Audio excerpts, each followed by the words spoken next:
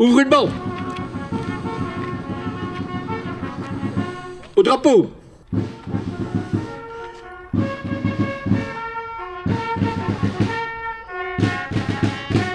La cérémonie va commencer. Nous allons aller jusque la stupa en hommage aux Cambodgiens et Laotiens.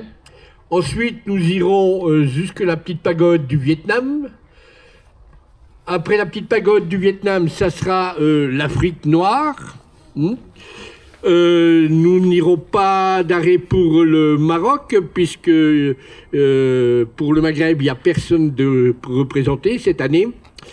Ensuite, nous irons pour Madagascar et nous terminerons de nouveau sur la place ici avec un hommage à Stéphane Depot, lieutenant-colonel Stéphane Depot, qui était le directeur ici du CIRAD, qui nous a toujours soutenus et qui nous a permis de faire cet événement.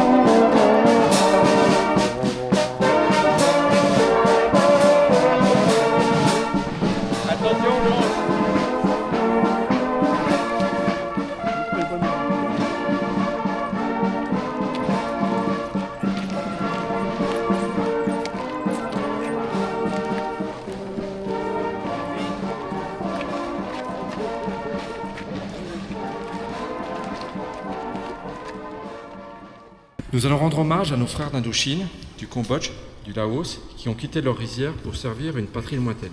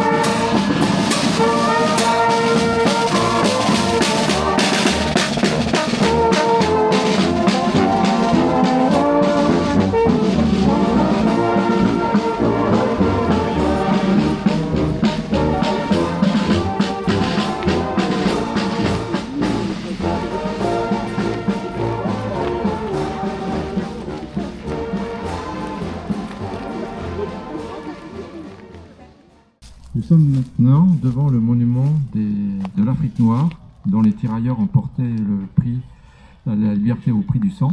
Nous allons rendre hommage à ces soldats qui sont morts pour la France.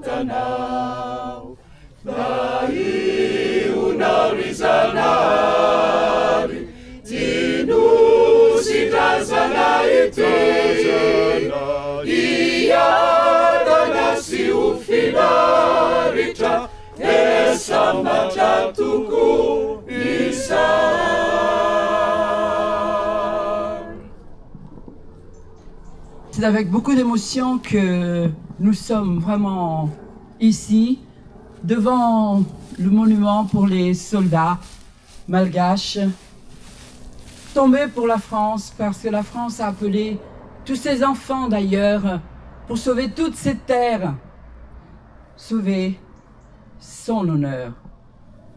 Les Malgaches ont participé, je vais donner à mon frère tout à l'heure pour l'historique, mais moi aujourd'hui je rappelle seulement qu'ils sont tombés avec leurs frères d'armes. Ils étaient fiers d'être là, ils avaient le fusil à la main et aux épaules. Ils étaient dans les tranchées, ils étaient partout au front.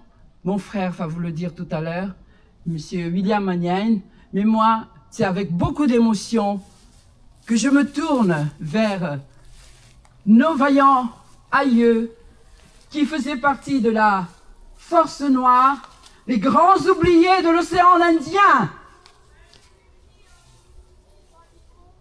Mais vous êtes libres et vous avez libéré pour que nous, vos enfants, vos petits-enfants, soient aujourd'hui la voix de votre honneur, la voix de ce que vous avez donné comme fougue, comme jeunesse.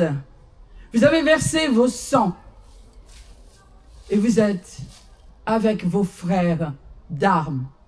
Merci, merci de nous avoir donné encore la voix aujourd'hui, Seigneur, parce que les Malgaches se retournent toujours vers l'Ainahari, c'est-à-dire le Dieu créateur.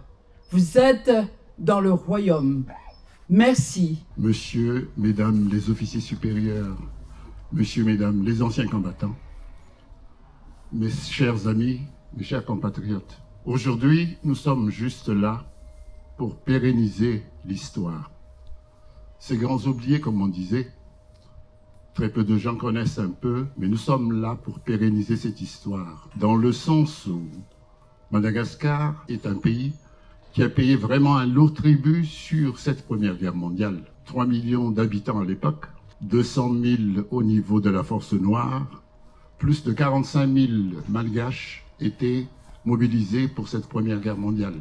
Plus de 33 000 étaient dans divers fronts, 6 000 étaient dans des usines d'armement. Parmi les 30 000 qui étaient de la classe 16-17, après le pic de décès, puisque Madagascar ainsi que la Chine faisaient partie des 2 pays dernièrement appelés par la France pour cette Première Guerre mondiale, 10 000 de nos soldats sont tombés sur les 30 000 de la Force Noire au nombre de 200 000. La Deuxième Guerre mondiale, nous n'étions pas non plus en laisse, mais nous sommes aujourd'hui juste pour vous rappeler, remercier surtout les organisateurs comme l'AIMR et ses collaborateurs pour pouvoir tout simplement rappeler à tout le monde que ces grands oubliés aussi, ils ont fait la France.